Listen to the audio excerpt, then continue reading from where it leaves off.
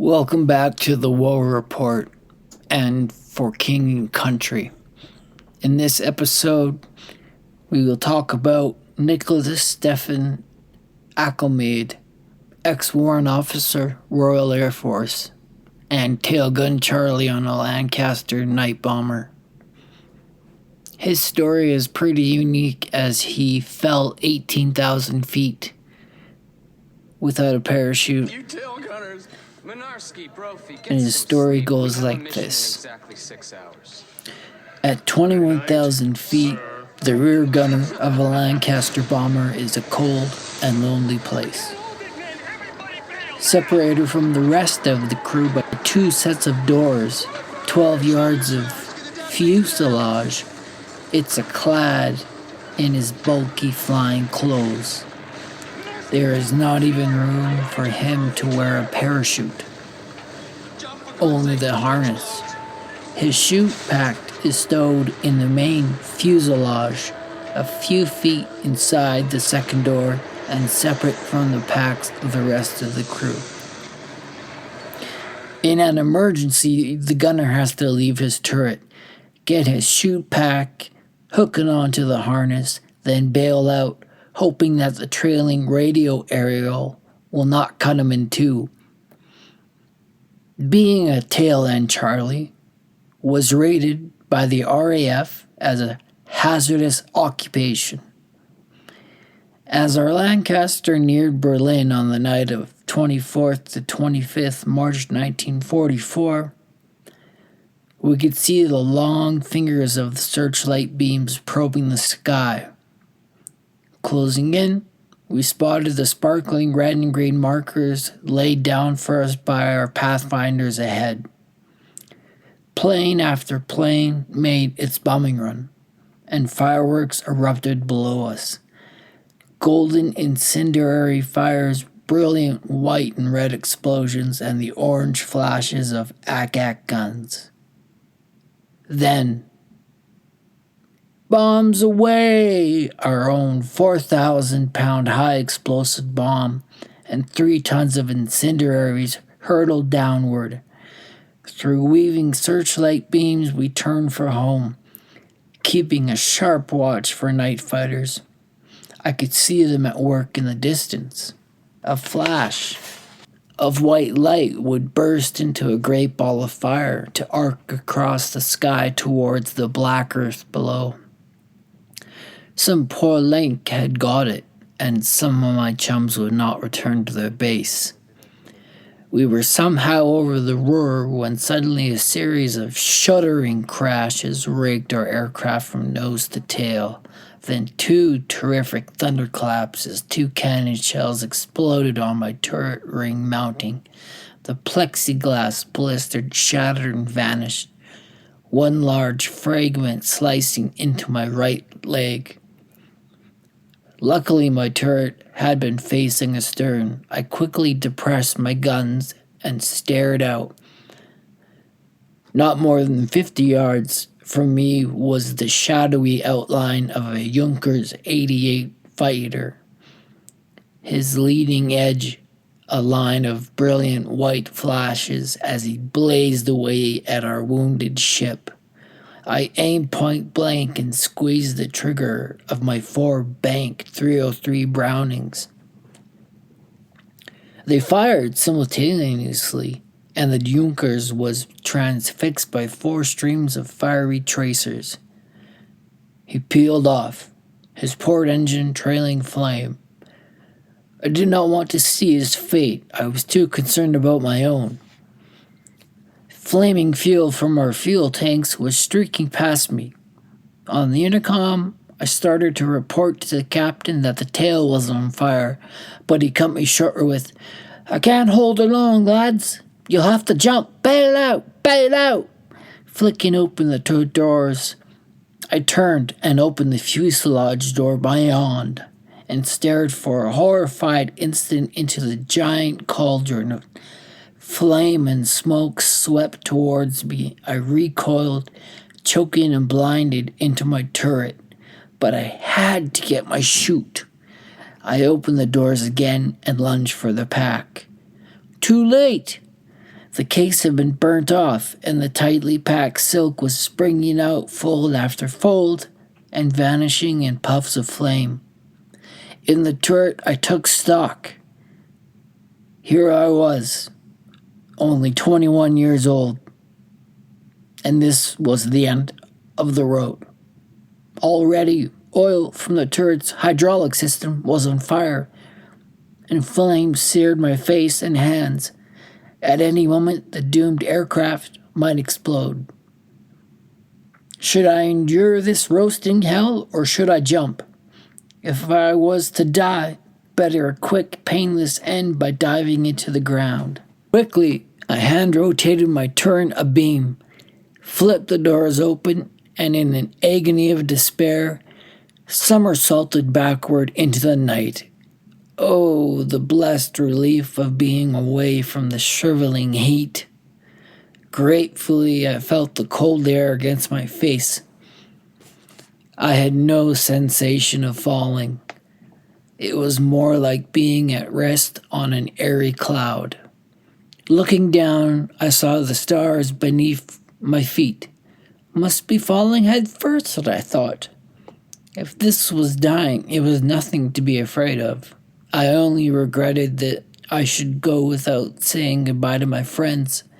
I would never again see Pearl, my sweetheart, back in Loughborough, and I'd been due to go on leave the following Sunday. Then, nothing. I must have blacked out. In slow stages, my senses returned. First, there was an awareness of light above me, which gradually became a patch of starlit sky. The light was framed in an irregular opening that finally materialized as a hole in thickly interlaced boughs of fir trees. I seemed to be lying in a deep mound of underbrush, heavily blanketed with snow. It was bitterly cold. My head throbbed, and there was a terrible pain in my back. I felt all over my body. I found I could move my legs. I was all in one piece. Now, as a side note, a body falling freely in space with no resistance of air would drop 16 feet the first second, 48 feet during the next, 80 feet in the third, etc. Falling from 18,000 feet, therefore, it would attain a final speed of 730 miles per hour before crashing to the earth. A body falling through the atmosphere, however, is retarded by the resistance of the air. Because of this, Sergeant Alkemade's terminal speed has been estimated at approximately only 122 miles per hour. His incredible survival can be attributed only to the fact that the final stage of his fall was cushioned by the thickly interlaced branches of fir trees and the heavy snow-covered brush on which he landed. In a sudden upwelling of unworthiness and delight, the very first thought to flash into my conscious mind was a heartfelt prayer of thanksgiving, of humble praise and utter wonderment.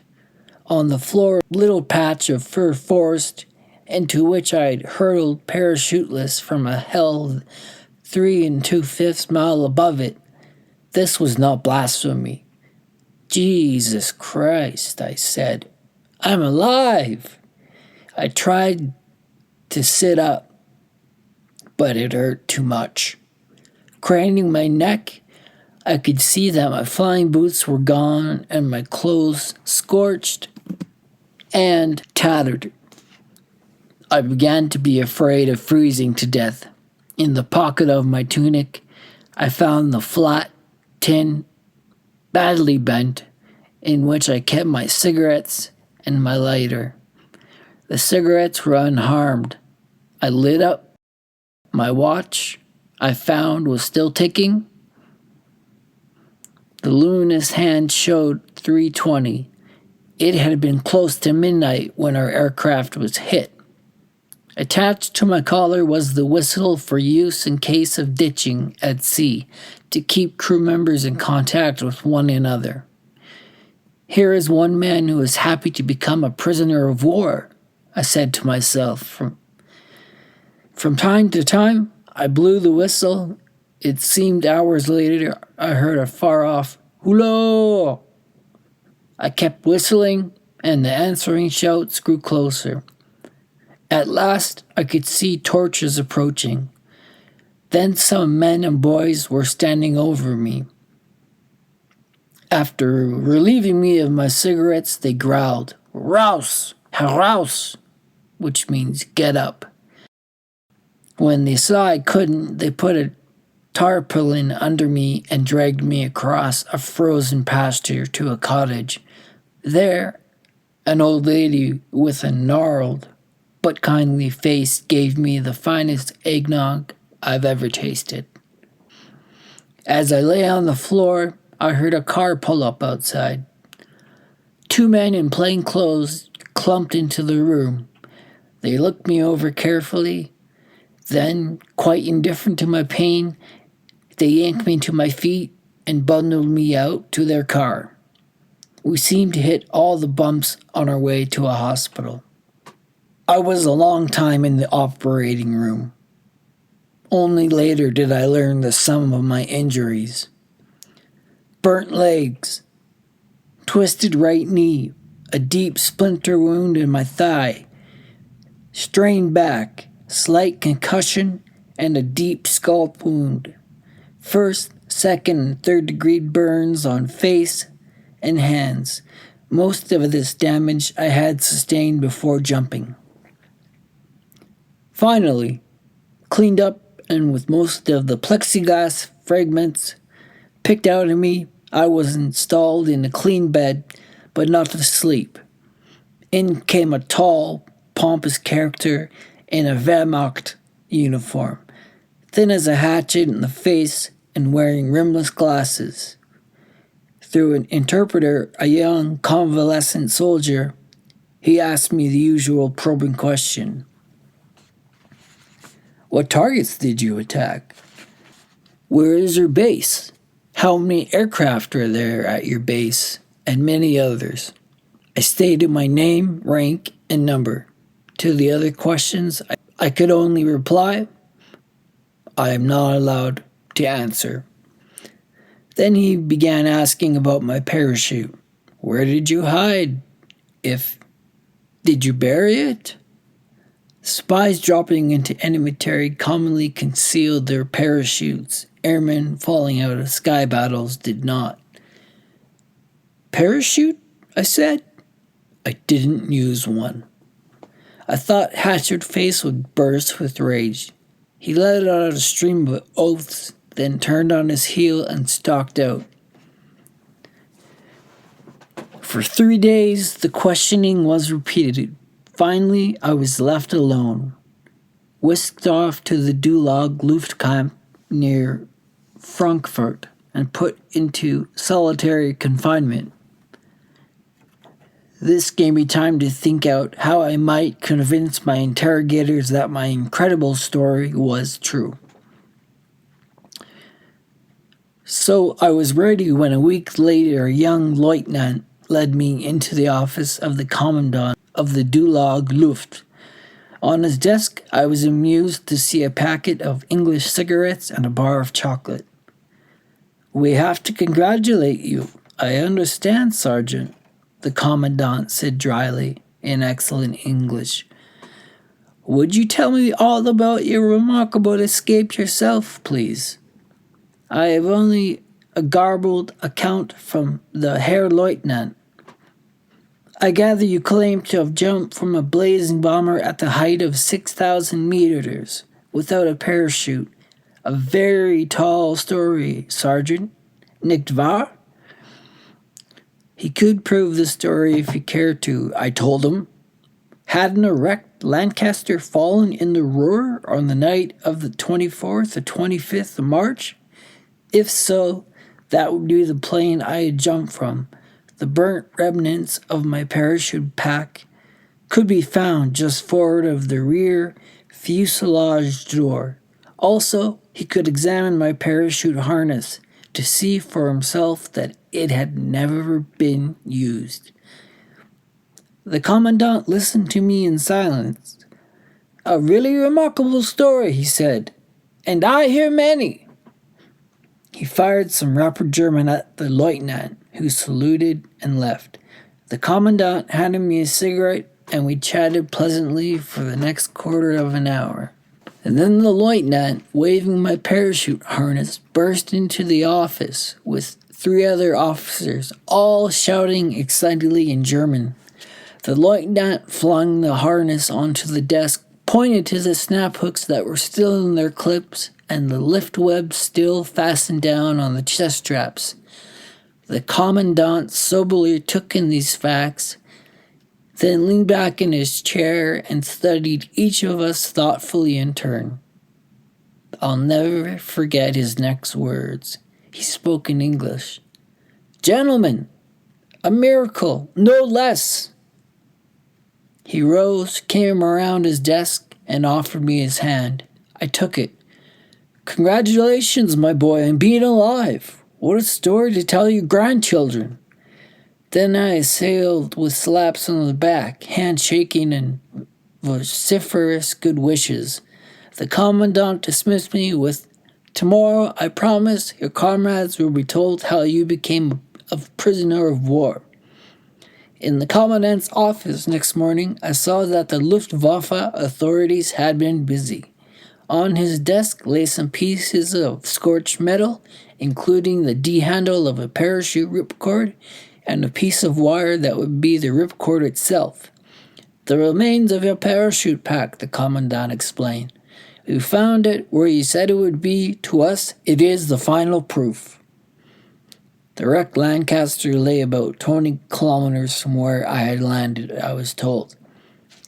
4 of the crew had been burnt to death and had been buried in a military cemetery near Meschede with full military honors. From their names and numbers, I realized that only Ginger Cleary, the navigator, Jeff Burwell, the radio operator, and myself were left. They had been blown clear in the final explosion, I learned later. A German flying officer and 2 NCOs marched me into the compound, where some 200 captured Allied flyers were assembled. I was directed to stand on a bench. Then the Luftwaffe officer recounted my story to the incredulous airmen.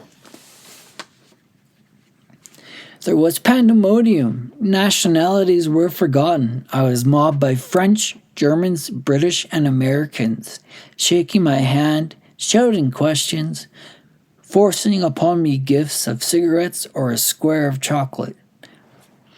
Then I was presented with a paper signed by the senior British officer at the demonstration, who had taken down the German authentication in writing and had it witnessed by the 2 senior British NCOs. It is only a faded scrap of paper, but it will always be the proudest thing I own. It reads, "Dulag-Luft. It has been investigated and corroborated by the German authorities that the claim made by Sergeant Alkemade, 1431537 RAF, is true in all respects, namely that he made a descent from 18,000 feet without a parachute and made a safe landing without any injury, the parachute having been on fire in the aircraft. He landed in deep snow among fir trees. Corroboration witnessed by Flight Lieutenant H.J. Moore, Senior British Officer, Flight Sergeant R.R. Lamb, 1339552, Flight Sergeant T.A. Jones, 411, Senior British NCOs, date April 25th, 1944. After the liberation in May 1945, RAF intelligence checked the records at the Dulag-Luft, found the reports of my strange adventure to be true, and included them in the official records of the Royal Air Force. Today, Pearl and I are living happily in Loughborough. Keep in mind this story is from 1945-46. So I have taken the first important steps towards following the Commandant's advice to tell my story to my grandchildren, though I shall have to wait until my children can provide me with them. And I'm sure that's happened by now. In the meantime, I can only wonder why such a marvelous thing should have happened to a man as ordinary as myself. So, fans of the War Report, what do you think? Leave a comment. It's a pretty incredible story that's true, and wow, what a lucky man to be alive. This is the War Report signing out. I hope you enjoyed this story for King and Country. Please leave a like, share, and subscribe. Plus, hit the bell, ring it for all notifications, and share. We reply to any comments we get. This is the War Report signing off. Until next time.